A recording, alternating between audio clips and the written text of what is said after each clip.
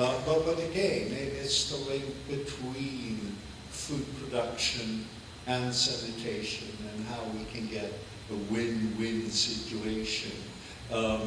Whether nexus is a catchphrase or not, I don't know. Yes, it is in a way. But I think it's good that we have that catchphrase, because there is a lot of discussion about the food, water, and energy nexus. Well, it helps to break down the silos, and that's what we need to do here as well. There has been a lot of discussion, of course, between food and health for very good reasons. But the question, the link between food and hygiene is being discussed much less often. I think that's very important from both of your two presentations. Madeleine, some final reflections, some summary points? We did prepare some summary from the two recommendations, and it's a little bit based on our long experiences for working with trying to link agriculture with sanitation and trying to work in breaking down the silos, because it's very important. We have actually got to win here. From the two presentations, we have seen that urine is actually complete fertilizers with all the macro and micronutrients needed for most crop production. It is inexpensive and it's readily available. If you use it in the family, you can use it quite instantly, but we recommend 1 month of containment. There is also proven evidence that this is effective as a fertilizer. We can prove increased yields. We can also prove quality of the products, and also this through research, I would say, from all continents and all over the world. We have also noted that there are global guidelines. These were published in 2006. We're 6 years behind, but these are still valid. And what WHO is working hard to try to transmit these guidelines, because the evident use of it and for the health reasons, if not for any other, but we would like to see them more promoted also from the other organization. We can also see that for local implementation, there are guidelines in use. But in between, there's still an awareness gap. And this is what has to be overcome, and we could discuss how to do that. We are talking about the national governments and regulation. We can see changes. We can see changes in Bolivia. We see changes in Niger. They are coming slowly. We see changes in Burkina Faso. Also in the Philippines, we have seen, and we can also see regional declarations. However, we have still some work to do on this one. Acceptance, you usually hear that as a motivation why we should not promote it or why we should not go ahead. It's because of culture. There's too many cultural barriers or religious barriers, but we have shown, it has shown through all this experience and research that at local level, at village level, this can be overcome quite immediate, and by demonstration, by demonstrating right use, by doing the plant trials, people see, they do it, and they actually produce, and they can see an increased production, and they also taste the products which have, there is no problem with the taste. So this has, the closer you are to the production, it's easier to accept. When we come up more in the levels of the ministerial level, there is much more hesitant and barriers in terms of acceptance. So, various strategies for scaling up. We saw that in Niger and West Africa. It's now being introduced into farmer field schools and similar extension programs. It's scaling up in countries. Niger is also at progress in Burkina Faso and possibly Mali. But we also need to have a legislation review at national level and see where different legislations intervene, and also it's also good to update the good agricultural practices and see what is acceptable for the markets, and update it with scientific that we have, the evidence that we have, and see if it's that the good agriculture practices are based on scientific evidence, or more on assumptions. Yeah, that's a little bit of the synthesis.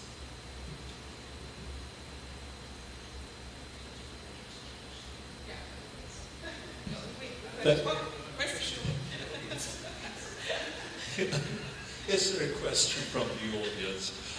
No, I think we can have a discussion afterwards, but I think we will, for the camera, we will close the session.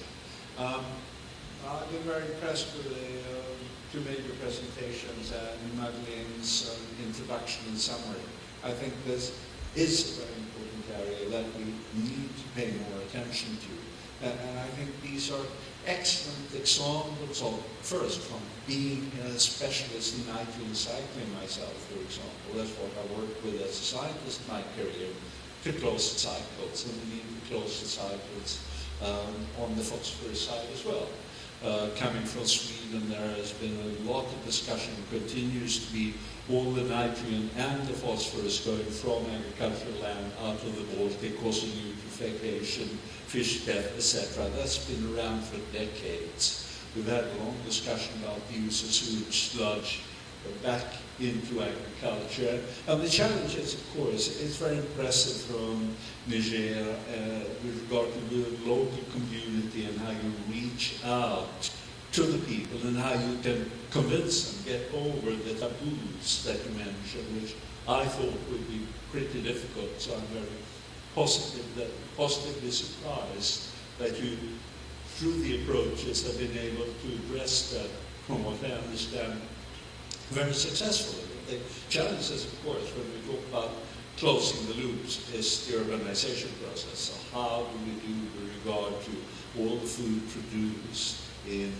rural areas being transported into the urban areas, and how do we close that loop? Also, I think it's excellent, as I mentioned, that this also focuses on the link between food and sanitation, and that it really is a win-win situation. So thank you for the very good examples, and thank you for organizing this, and the session is hereby closed. Thank you to Matthew Fielding, who's been very instrumental in setting up this. Thank you very, very much.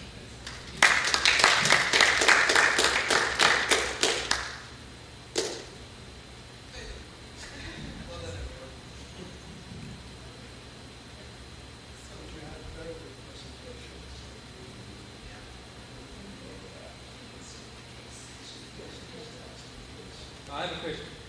Yes. No, let's do. Now we can talk about it. Yeah. I mean, I guess it's this whole changing of mindset is the biggest challenge, and it's, I guess it's reflected in the audience. That you may find that at local level you can change the mindset, but if you don't get the mindset changed in the decision makers, so I don't think there's, like you were saying 5 years ago, you weren't convinced either. I think that there's a huge job at convincing key decision makers. But it sounds like IFAD is willing to invest.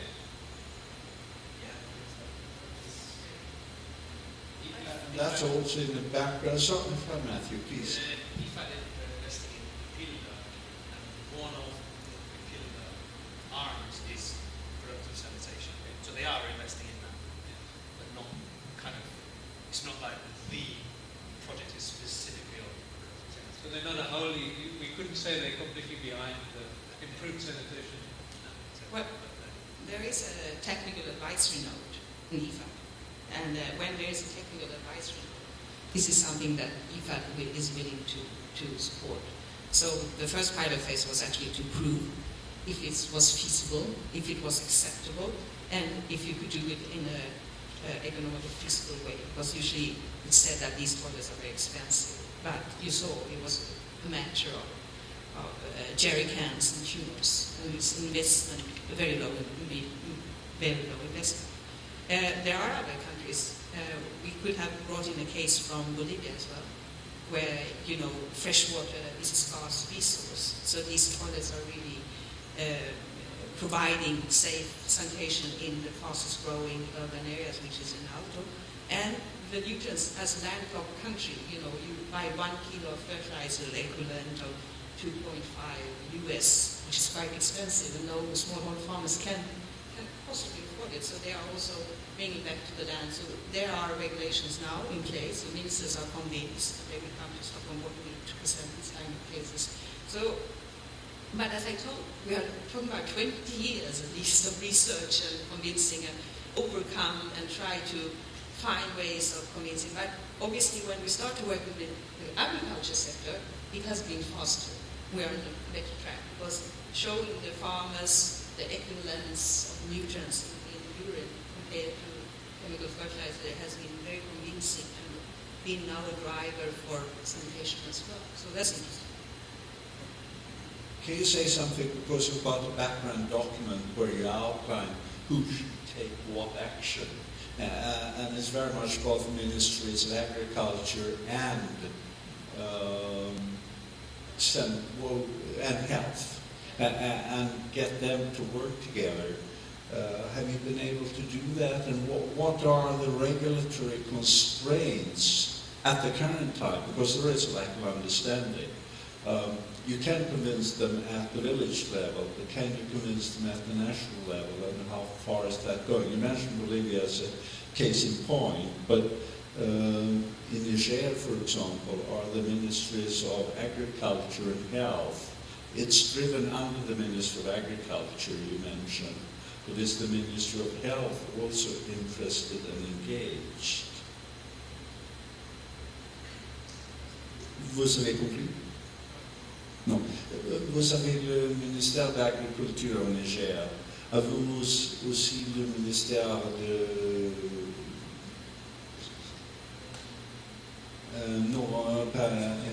de santé? Ils sont tous.